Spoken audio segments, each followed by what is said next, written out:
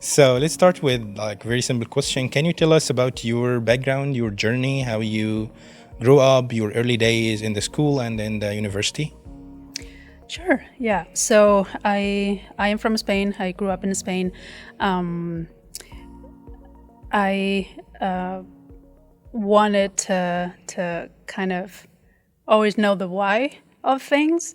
My favorite book when I was growing up was this encyclopedia of the human body and then nature and animals and like how the mountains move and like how the continents fell and like that was like just crazy to me. And so I was always rereading that.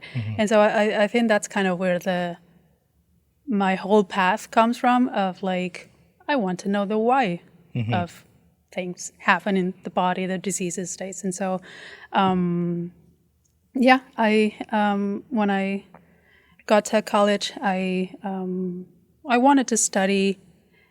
I thought I wanted to do medicine, and in the one application I didn't get in, and I didn't apply to any others because our family did not have enough resources to go and for me to live in other places where it would be a lot of money to go and study medicine. So the one time I didn't get in, I then decided to go into biology, and I loved that, and so I didn't try again medicine. I was like, no, this is what I want to do. So yeah, that's kind of what. So led me here. you studied like School of Science or the School of Biology? Biology. School of Biology. Yes. Okay. Yeah. So I thought that you first, because you are teaching pharmacy students now, I thought that you are a pharmacist, but Yeah. you're not. I'm not. Okay. Yeah, that was kind of like where life took me, and this is sometimes I look back and I'm like, I never thought I would be here teaching in a pharmacy school, but when I look back at like why I wanted to study medicine and why I ended up not doing it, it's what I wanted to do was understand why disease happen and how can we fix it. I didn't actually want to be with the patient or like I get dizzy in a hospital room. Like so the actual practicing of medicine, I don't think I would like it, but I like to fix the things that get wrong in the body, right? So like understanding the mechanisms of medications and how you can fix problems that happen in the body. It's funny that somehow I ended up here, and that's what I've been interested in all along. That's really interesting. So you finished your School of Biology and then you did like a master's or a PhD directly. What did you do?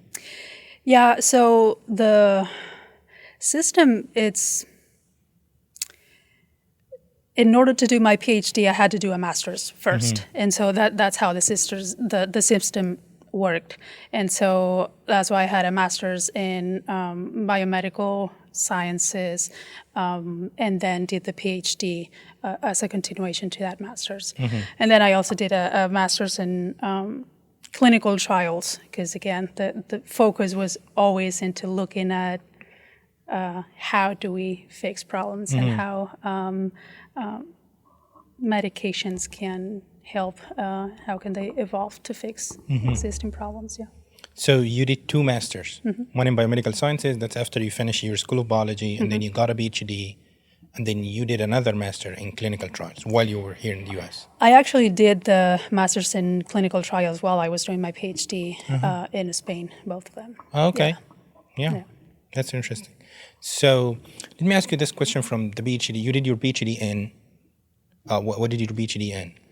So my PhD was in the general field of aging, but it was specifically in the redox imbalance in rheumatoid arthritis, arthritis in general, but focused more in rheumatoid arthritis.